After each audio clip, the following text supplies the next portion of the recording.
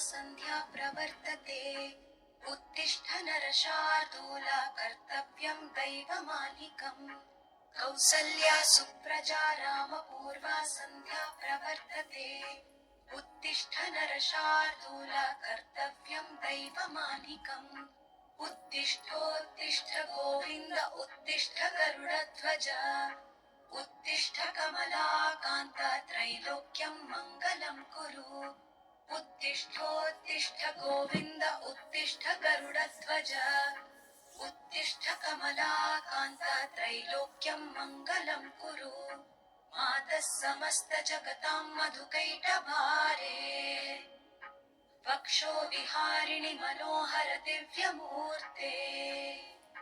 श्रीस्वामिनि श्रितजनप्रिय दानशीले श्रीवेङ्कटेश दयिते तव सुप्रभातम् मातः समस्तजगतां मधुकैटभारे वक्षो विहारिणि मनोहर दिव्यमूर्ते श्रीस्वामिनि श्रितजनप्रिय दानशीले श्रीवेङ्कटेश दयिते तव सुप्रभातम् तव सुप्रभातमरविन्दलोचने भवतु प्रसन्नमुखचन्द्रमण्डले विधिशङ्करेन्द्रवनिताभिरर्चिते वृषशैलनाथ दयिते दयानिधे अत्र्यादिसप्तऋषयः समुपास्य सन्ध्याम् आकाशसिन्धुकमलानि मनोहराणि आदाय पादयुगमर्चयितुं प्रपन्नाः शेषाद्रिशेखर विभो तव सुप्रभातम् पञ्चाननाब्ज भव षण्मुखवासवाद्याः त्रैविक्रमादिचरितं विबुधास्तुवन्ति भाषापतिः पठति वासरशुद्धिमारात् शेषाद्रिशेखर विभो तव सुप्रभातम्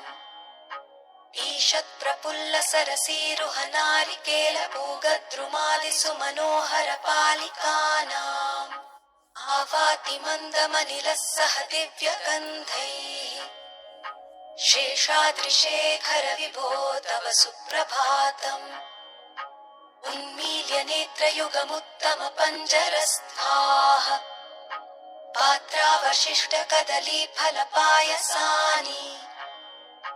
भुक्त्वा सलीलमथ केलिशुकाः पठन्ति शेषाद्रिशेखर विभो तव सुप्रभातम् तन्त्री प्रकर्ष मधुरस्वनया विपञ्च्या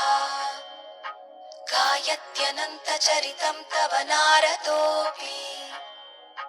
भाषा समग्रमसकृत्करचाररम्यम् शेषाद्रिशेखर विभो तव सुप्रभातम्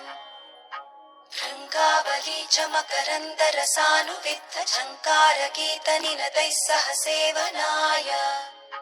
निर्यात्युपान्तसरसी कमलोदरेभ्यः शेषाद्रिशेखर विभो तव सुप्रभातम् योषा गणेन वरदध्नि विमध्यमाने घोषालयेषु दधिमन्थन तीव्रघोषाः रोषात् कलिं विदधते ककुभश्च कुम्भाः शेषाद्रिशेखर विभो तव सुप्रभातम् पद्मेशमित्रशतपत्रकतालिवर्गाः हर्तुं श्रियं कुवलयस्य निजाङ्गलक्ष्म्या भेरीनिनादमिव बिभ्रति तीव्रनादम् शेषाद्रिशेखर विभो तव सुप्रभातम् श्रीमन्नभीष्टवरदाखिललोकबन्धो श्री श्रीनिवास जगदेकदयैकसिन्धो श्रीदेवतागृहभुजान्तर दिव्यमूर्ते श्रीवेङ्कटाचलपते तव सुप्रभातम् श्रीमन्नभीष्टवरदाखिललोकबन्धो श्री श्रीनिवास जगदेकदयैकसिन्धो श्रीदेवतागृहभुजान्तरदिव्यमूर्ते श्रीवेङ्कटाचलपते तव सुप्रभातम् श्रीस्वामि पुष्करिणिकाप्लवनिर्मलाङ्गाः श्रेयोर्थिनो हरविरिञ्च सनन्दनाद्याः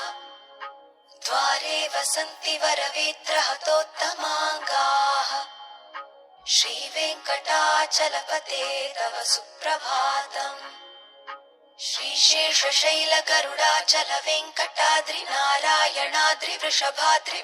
श्रीशेषशैलगरुडाचलवेङ्कटाद्रिनारायणाद्रिवृषभाद्रिवृषाद्रिमुख्याम् आख्यां त्वदीयवसतेरनिशं वदन्ति श्रीवेङ्कटाचलपते तव सुप्रभातम् सेवापरा शिवसुरेश कृशानुधर्मरक्षोऽम्बुनाथ पवमानधनादिनाथाः बद्धाञ्जलिप्रविलसन्निजशीर्षदेशाः श्रीवेङ्कटाचलपते तव सुप्रभातम् घाटीषु ते विहगराजमृगाधिराज नागाधिराज गजराज हयाधिराजाः स्वस्वाधिकारमहिमाधिकमर्थयन्ते श्रीवेङ्कटाचलपते तव सुप्रभातम्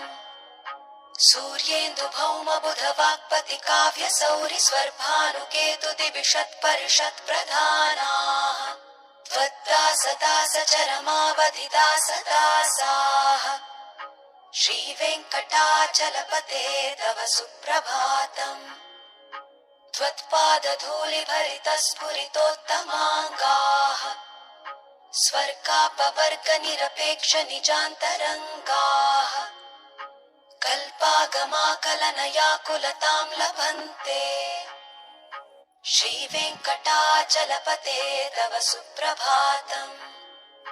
त्वद्गोपुराग्रशिखराणि निरीक्षमाणाः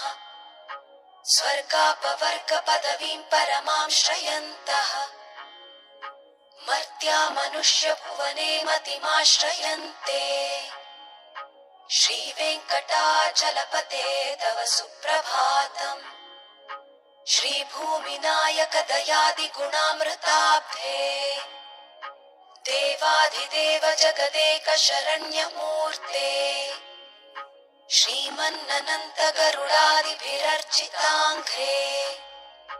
श्रीवेङ्कटाचलपते तव सुप्रभातम् श्रीपद्मनाभ पुरुषोत्तम वासुदेव वैकुण्ठमाधव जनार्दन चक्रपाणे श्रीवत्सचिह्न शरणागत पारिजात श्रीवेङ्कटाचलपते तव सुप्रभातम् कन्दर्पदर्पहर सुन्दर दिव्यमूर्ते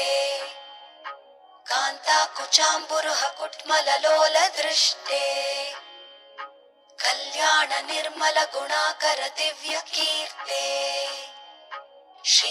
श्रीवेङ्कटाचलपते तव सुप्रभातम् मीनाकृते कमठकोल नृसिंहवर्णिन् स्वामिन् परश्वथ तपोधन रामचन्द्र